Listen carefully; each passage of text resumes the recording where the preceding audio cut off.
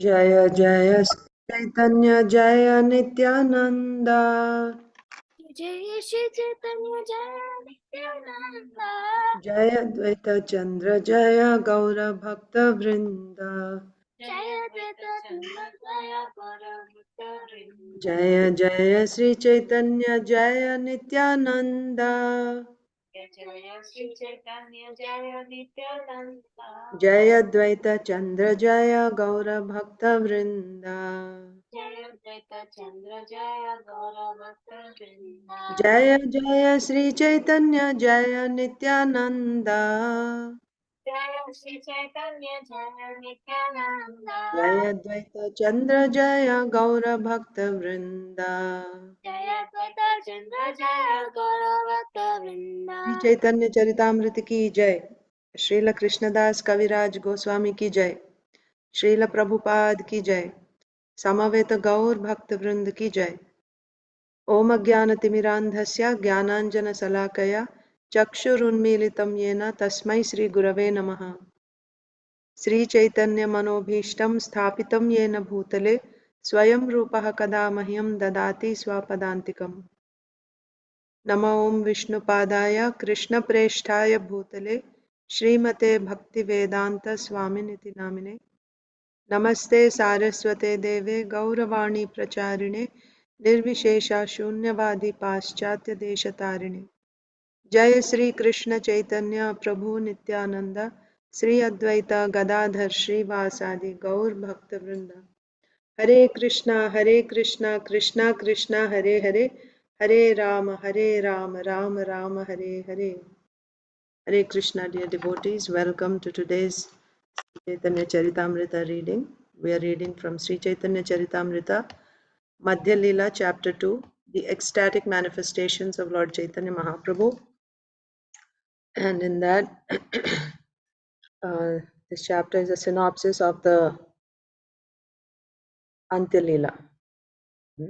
Antya Lila means the last 12 years pastimes of Mahaprabhu. So we saw yesterday how Mahaprabhu is, although externally it appears like he's in great distress, suffering in separation from the Supreme, from Krishna, from Jagannath.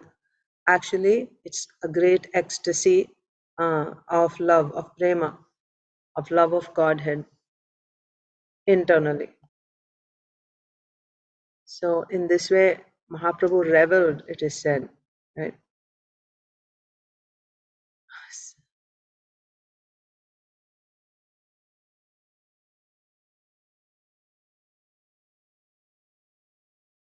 Yeah. So text 42 said, love of Godhead devoid of cheating propensities is not possible. Just giving a quick recap of the past couple of days. Love of Godhead devoid of cheating propensities is not possible within this material world. Means pure love is not possible. If there is such a love, there cannot be separation. For if there is separation, how can one live? Pure love for Krishna, just like gold from the Jambu river, does not exist in human society. If it existed, there could not be separation. If separation were there, one could not live. Thus speaking, the son of Srimati Sachimata recited another wonderful verse, and Ramananda Rai and Swarup Damodar heard this verse with rapt attention. Sri Chaitanya Mahaprabhu said, I feel shameful to disclose the activities of my heart. Nonetheless, I shall be done with all formalities and speak from the heart. Please hear. Sri Chaitanya Mahaprabhu continued, my dear friends, I have not the slightest tinge of love of Godhead within my heart. When you see me crying in separation, I am just falsely exhibiting a demonstration of my great fortune. Indeed, not seeing the beautiful face of Krishna playing his flute, I continue to live my life like an insect without purpose.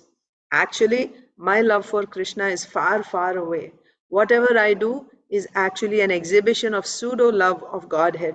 When you see me cry, I am simply falsely demonstrating my great fortune. Please try to understand this beyond a doubt. Even though I do not see the moon-like face of Krishna as he plays on his flute, and although there is no possibility of my meeting him, still I take care of my own body. That is the way of lust. In this way, I maintain my fly-like life. Love for Lord Krishna is very pure, just like the waters of the Ganges. That love is an ocean of nectar.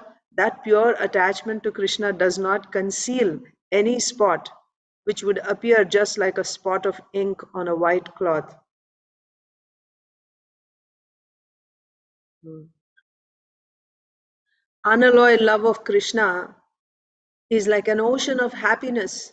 If someone gets one drop of it, the whole world can drown in that drop.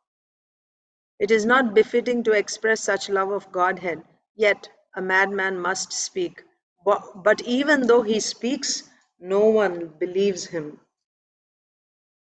In this way, Lord Chaitanya used to revel in ecstasy day after day and exhibit these ecstasies before Swarupa and Ramananda Rai. Externally, there appeared severe tribulation as if he were suffering from poisonous effects, but internally, he was experiencing bliss. This is characteristic of transcendental love of Krishna. If one tastes such love of Godhead, he can compare it to hot sugar cane. When one chews hot sugar cane, his mouth burns, yet he cannot give it up. Similarly, if one has but a little love of Godhead, he can perceive its powerful effects. It can only be compared to poison and nectar mixed together. That brings us to today's verse. So Mahaprabhu is speaking to Ramananda Rai and Swarup Damodar Goswami, frankly revealing his heart. Mahaprabhu said, I'm done with all formalities. You know, I'm not going to feel ashamed or anything. I'm just going to tell you what's going on in my heart. And then Mahaprabhu recites this verse. Mahaprabhu spoke. Okay. What is Mahaprabhu saying? This verse.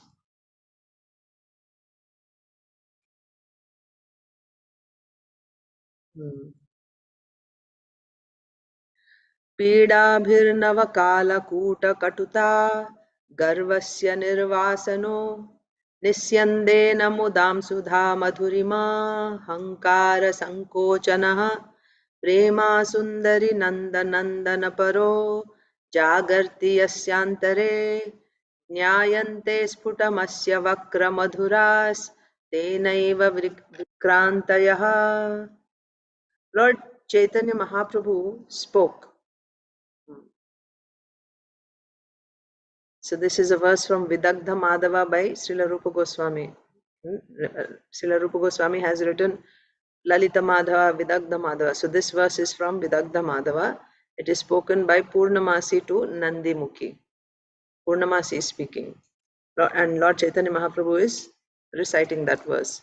Lord Chaitanya Mahaprabhu spoke, my dear beautiful friend, if one develops love of Godhead, love of Krishna, the son of Maharaj Nanda Maharaj, all the bitter and sweet influences of this love will manifest in one's heart. Such love of Godhead acts in two ways. The poisonous effects of love of Godhead defeat the severe and fresh poison of the serpent. How painful is it? How poisonous is this love of Godhead? It's more deadly. It's more deadly than the fresh poison of a king cobra, let's say. Right? That's the most poisonous. So serpent means those that have hoods. So uh, and among serpents also you have cobra, and the king cobra is the most deadly. So when someone develops love for Krishna, it will have two effects. It's a bitter-sweet experience. What is the bitter experience? It has a poisonous effect. That means it's very, very painful. How painful is it? It's more deadly than the fresh poison of a king cobra. Okay?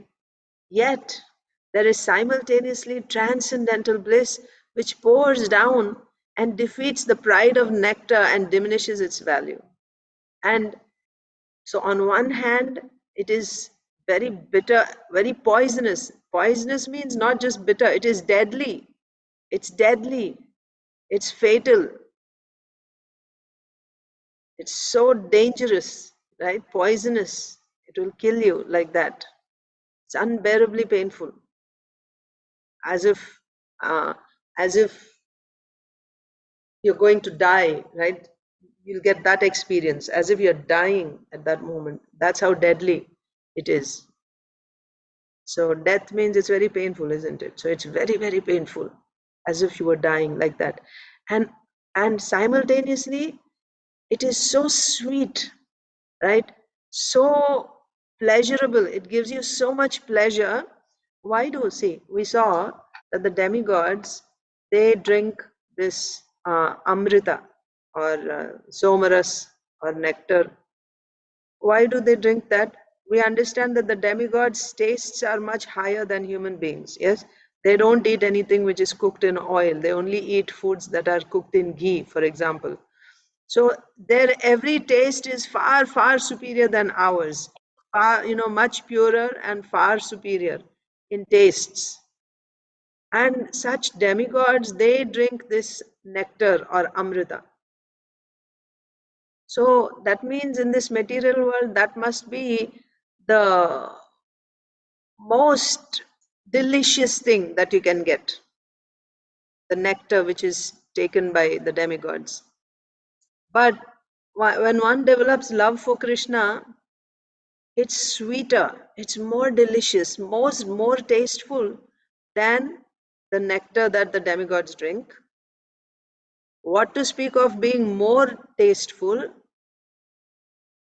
That nectar appears to be insignificant.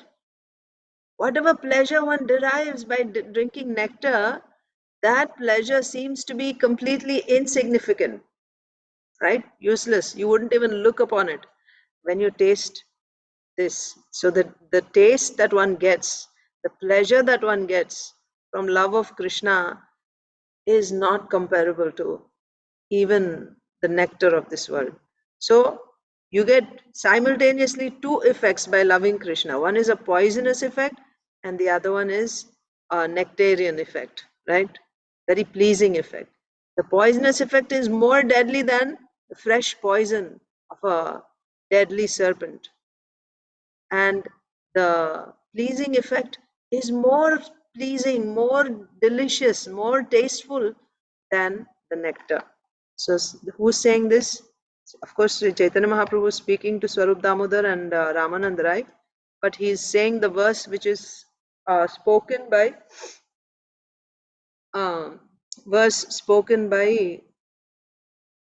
Purnamasi to Nandimukhi in Vidagdha Madhava.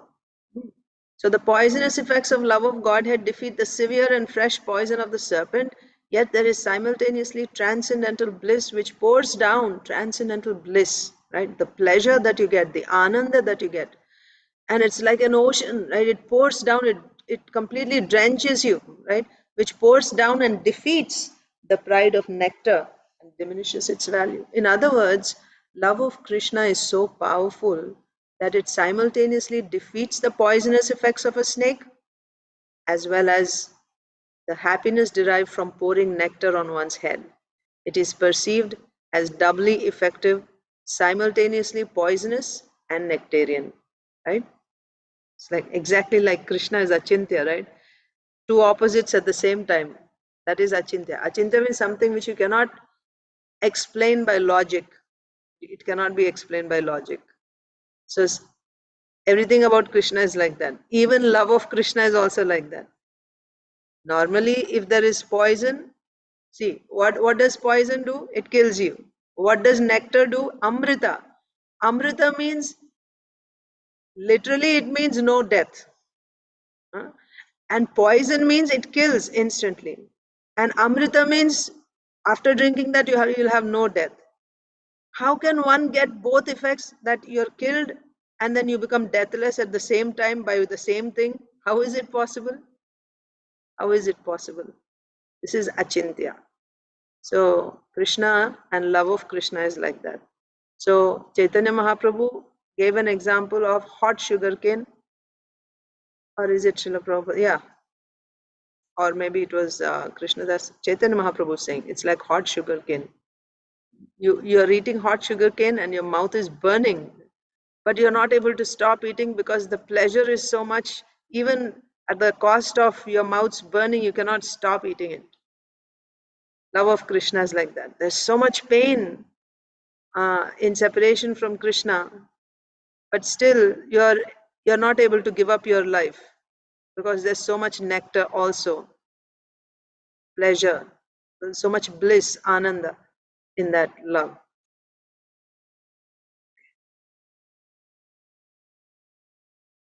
So this verse is spoken by Purnamasi to Nandimukhi in the Vidagdha Madhava 218 of Srila Rupa Goswami.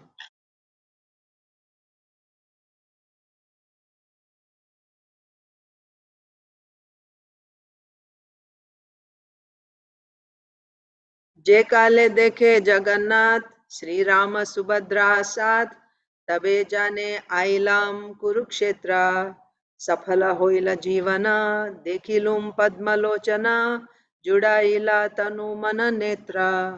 When Sri Chaitanya Mahaprabhu would see Jagannath along with Balaram and Subhadra, he would immediately think that he had reached Kurukshetra.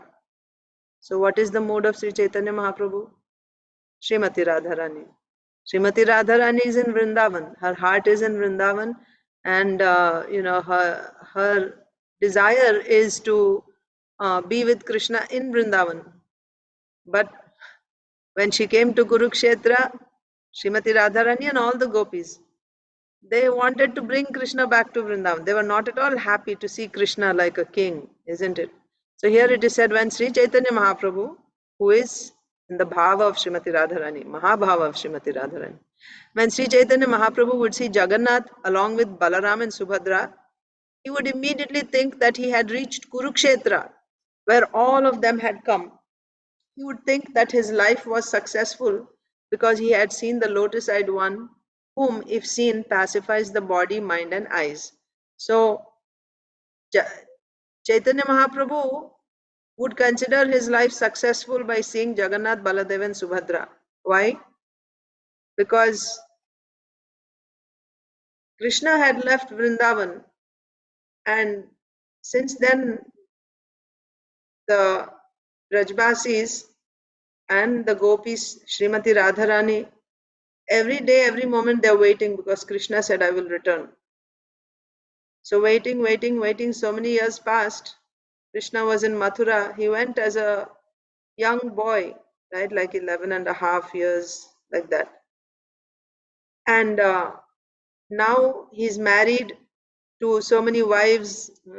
He has sons, grandsons maybe. And Krishna has come to Kurukshetra. So the Brajbasis were in separation from Krishna. But when they came to Kurukshetra on the pretext of solar eclipse, and they saw Krishna after all this time, aren't they happy to see Krishna finally? So that's the mood. So whenever Chaitanya Mahaprabhu, because Chaitanya Mahaprabhu is always in the mood of separation, exactly like Srimati Radharani, in the mood of separation when Krishna left Vrindavan. So Mahaprabhu was always feeling separation at every moment. And when he would see Jagannath, Baldev, Subhadra, he would get the feeling that he has reached Kurukshetra. Mahaprabhu has reached Kurukshetra. And Jagannath, Baldev, Subhadra have come to Kurukshetra from Dwarka. That's the feeling he would get whenever he would see. Remember, Mahaprabhu is not in external consciousness. Maybe sometimes for a moment he would come out to external consciousness, but day and night at every moment he is not in external consciousness. So he would see himself in Kurukshetra. Whenever he would see Jagannath, he would see that Mahaprabhu has arrived in Kurukshetra. And he would see that Jagannath, Baladev, Subhadra have come to Kurukshetra from Dwarka. And then Mahaprabhu would consider his life successful to see the lotus-eyed Lord Krishna. Because when you see the Supreme Lord, that seeing pacifies one's body, mind, and eyes. The most, how do you put it in words? Like,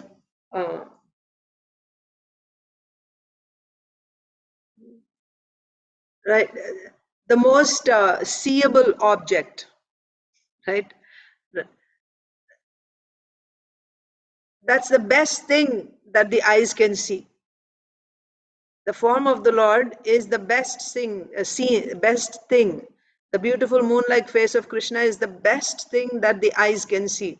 In earlier verses of Srimati Radharani, we have seen in Jagannath Vallabha Nataka. Oh, my dear friend, anyone who has not seen the moon-like face of Krishna, let a thunderbolt fall on his head. That means let him die. What is the use of his eyes? So that means if you have not seen the face of Krishna, then you have not seen anything. You have not enjoyed anything with these eyes. You have not gotten any pleasure. You may have seen so many things, but if you have not seen the beautiful face of Krishna, then your eyes are worthless. That's the point. So when Chaitanya Mahaprabhu would see the face of Jagannath, then it would completely pacify his eyes, his mind, and his body. Everything would be completely pacified. And he would consider his life successful. And his feeling is now Mahaprabhu has arrived in Kurukshetra, and he has reached Kurukshetra, and there Krishna has also come with his brother and sister. And he would feel himself completely satisfied to see the lotus-like face of Krishna, or the lotus-eyed. Garudera Sannidhane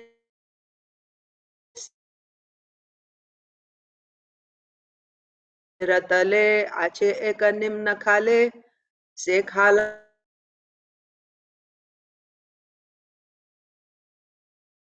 Jagannath. What can be said about the strength of that love? On the ground beneath the column of the Garuda Stamba was a deep ditch, and that ditch was filled with the water of his tears. So if you go to Jagannath Puri, you can see the Garuda Stamba from where Mahaprabhu would take darshan of Jagannath. Purport. In front of the temple of Jagannath is a column on which the statue of Garuda is situated. It is called the Garuda Stambha. At the base of that column is a ditch, and that ditch was filled with the tears of love. And please don't consider it to be an exaggeration, not at all.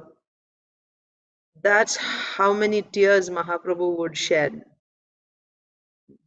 And also, those of you who have visited Puri, you will see the place where Mahaprabhu would stand. So remember when Mahaprabhu first came to Jagannath Puri, after taking sannyas, when he first arrived, he literally ran to embrace Jagannath.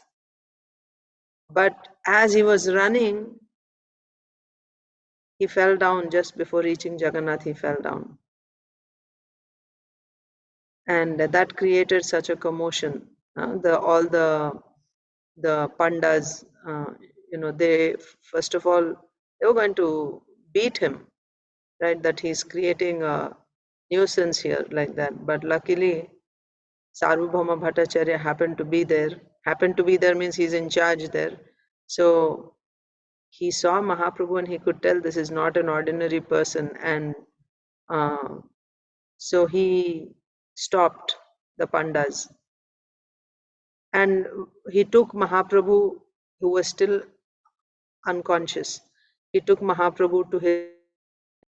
Later on, when Mahaprabhu came back to consciousness, Sarvabhauma Bhattacharya instructed Mahaprabhu that you should control yourself when you go in front of Jagannath like that. So Mahaprabhu also felt that Mahaprabhu actually Sarvabhauma Bhattacharya told his did he send Gopinath Acharya? No, he sent one of his servants to take the other devotees of Mahaprabhu who came with Mahaprabhu from Navadvip. He sent one servant to take, because they didn't take darshan of Jagannath. They had come, but as soon as they arrived, they saw Mahaprabhu was not there. He was already taken to Sarvabhauma Bhattacharya's house. So they didn't even go inside to take darshan of Jagannath. They just followed. They saw Mahaprabhu being carried, so they just followed behind, and they came to Sarvabhauma Bhattacharya's house. And after the whole thing, for several hours, Mahaprabhu was unconscious. Everyone performed kirtan, and then finally Mahaprabhu came to consciousness. Then Sarvabhauma Bhattacharya arranged for the devotees to be taken to Jagannath to take darshan. So one of Sarvabhauma Bhattacharya's servants takes them, but on the way he says, "You please don't act like that sannyasi. You please remain sober, right? Don't just, you know." So that was something which was really what the people in the Jagannath temple were not used to, right? Nityananda Prabhu had, so who were these devotees? Nityananda Prabhu was one of them, and other devotees were also there. But he told, you please, all of you, you should please remain sober and calm when you go to take darshan of Jagannath. Like that. So with all this, Mahaprabhu felt actually ashamed, but he was not, he didn't have the power, right? When he got close to Jagannath, he couldn't stop. So therefore he decided, from now on I will not enter inside Jagannath temple. I will stay behind Garuda Stamba. I won't go before. I'll take darshan of Jagannath from a distance. So he would always come and stand behind Garuda Stamba, and from there he would take darshan of Jagannath, not going too close. And even there, while standing, so on the wall, so this is inside the temple, on the wall, like all the way in the back, all the way, like the back wall of the temple, just behind Garuda Stamba, you will find the hand prints in the stone wall. You'll find imprints of the hands of Mahaprabhu. And in fact, when you go there, you can put your hands in those imprints. Of course, Mahaprabhu is very tall, so I would have to keep like that. But for Mahaprabhu, it would have been, like for his level. But he would keep his hand like this. The prints are there. You can put your hand in the same imprints, and when you look, you will see, you'll be able to see. From that position, you'll be able to see the face of Jagannath. You can see. Even though it's so crowded and full, it's packed when you go inside Jagannath temple. And how will you get to get darshan of Jagannath? But from that spot in the back and in that pose, in that position, keeping your hands on the wall in the same prints, fingerprints of Mahaprabhu, and if you look, you'll see directly the face of Jagannath. Amazing, isn't it? So if you go there, you can try that. So Mahaprabhu would stand there in the back, and from there, so how that imprint has formed? Because of his love for Jagannath, even stone melted. By the touch of Mahaprabhu's hands, the stone also melted, and those fingerprints were formed. So this is behind Garuda Stamba. And standing there and taking darshan of Jagannath, Mahaprabhu would shed so many tears that under the stamba, the pillar, there is a ditch, and the whole thing would get filled by the tears of Mahaprabhu. Okay. At the base of that column is a ditch, and that ditch was filled with the tears of the Lord.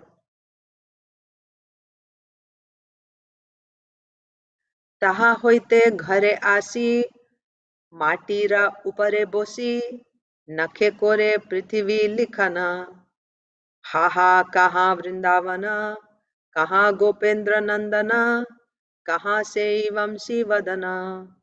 When coming from the Jagannath temple to return to his house, Sri Chaitanya Mahaprabhu used to sit on the ground and mark it with his nails, like his toenails,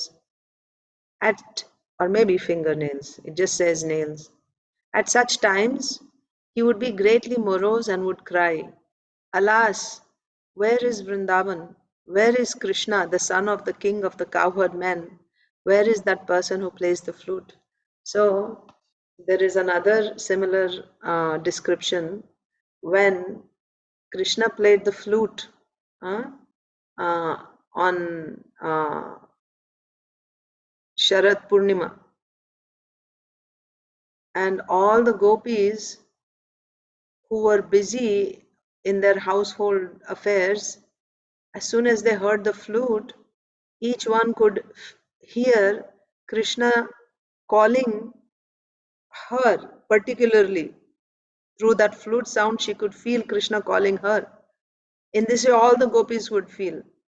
So they all dropped whatever it is that they were doing and they all ran to Krishna in the dead of night, in the forest, in the jungle.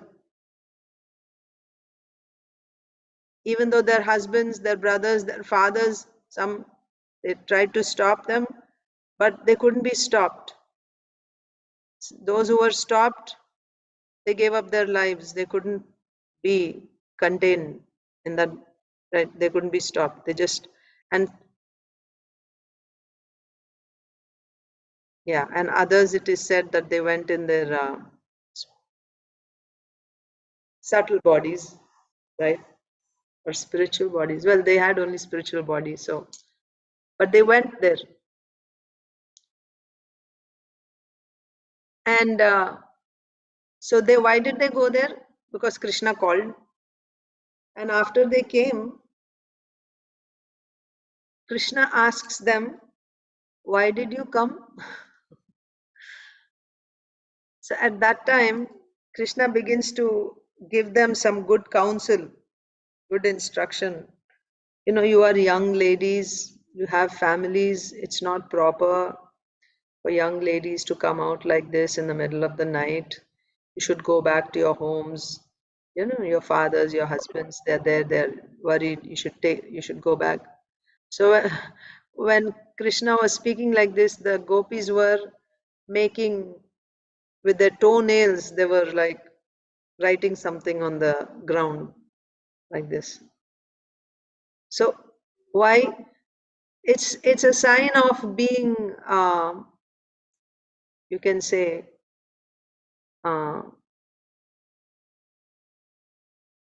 I'm saying this because here Sri Chaitanya Mahaprabhu, when he would come back from Jagannath temple, he would also just with his nails, he's writing something. It's like you're not yourself, right? You're like lost. We took such risks and we came to Krishna because Krishna called, right? They wanted to come and dance with Krishna. And Krishna saying, you go back. So then they were just, and from the material perspective, it was true that, oh, you shouldn't have come, you should go back. So they were just drawing lines with their toenails. Like this, you know, with their heads down, they were just drawing the lines. So like that here, Sri Chaitanya Mahaprabhu, who is in the mood of Srimati Radharani, the best gopi, after going to Jagannath, taking darshan of Jagannath, he came back to his house. And he's not in external consciousness, of course. So after coming back, Mahaprabhu sat on the ground and he's drawing lines with his nails in the ground. Okay? He used to sit on the ground and mark it with his nails. And at that time, he would become really morose and he would cry, alas, where is Vrindavan? See, Srimati Radharani always wants to be in Vrindavan with Krishna. She wants to bring Krishna to Vrindavan. And all the gopis also, they don't want to see Krishna like a prince in Kurukshetra. So after seeing Krishna, Jagannath, taking darshan of Jagannath, seeing that Krishna has come to Kurukshetra, that was the mood. And when Mahaprabhu came back to his house, feeling morose, he's saying, where is crying? Where is Vrindavan? Where is Krishna, the son of the king of the cowherd man? Where is that person who plays the flute? That means once again feeling separation. Coming back from the temple, Mahaprabhu's feeling separation. Kahan se tribhangat thama, kahan se venugana, kahan se yamuna pulina, kahan se rasa vilasa, kahan nritya gita hasa, kahan prabhu madana mohana. Sri Chaitanya Mahaprabhu used to lament by saying, where is Krishna, whose form is curved in three places?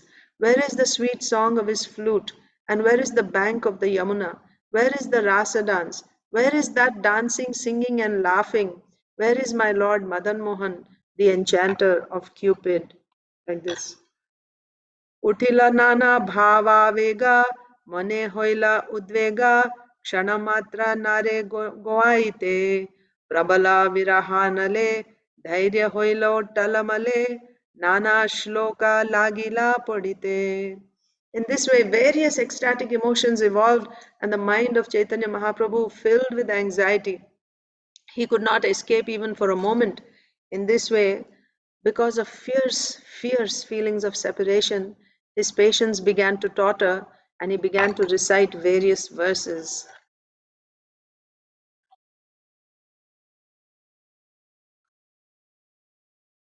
अमून्यधन्यानि दिनान्तराणि हरे त्वदालोकनमन्तरेण अनाथबन्धो करुणैकसिन्धो हा हन्त कथं नयामि. O my Lord, O Supreme Personality of Godhead, O Friend of the helpless, you are the only ocean of mercy. Because I have not met you, my inauspicious days and nights have become unbearable. I do not know how I shall pass the time. This is a verse from Krishna Caritamrita by Bilva Mangal Thakur. So, in that separation, the Lord is losing his patience also. Remember, it is said that when one has love of Krishna, he also has the poisonous effect. He experiences the poisonous than the fresh poison of a serpent. So like that. Mahaprabhu is experiencing so much pain in separation from Krishna. Where is Krishna? Where is Krishna? Like that. So, and then in that separation, when he's losing his patience, he recites verses. So this is a verse from Krishna Karnamrita. O my Lord, O Supreme Personality of Godhead, O Friend of the helpless, you are the only ocean of mercy. Because I have not met you, my inauspicious days and nights have become unbearable. I do not know how I shall pass the time. Sorry.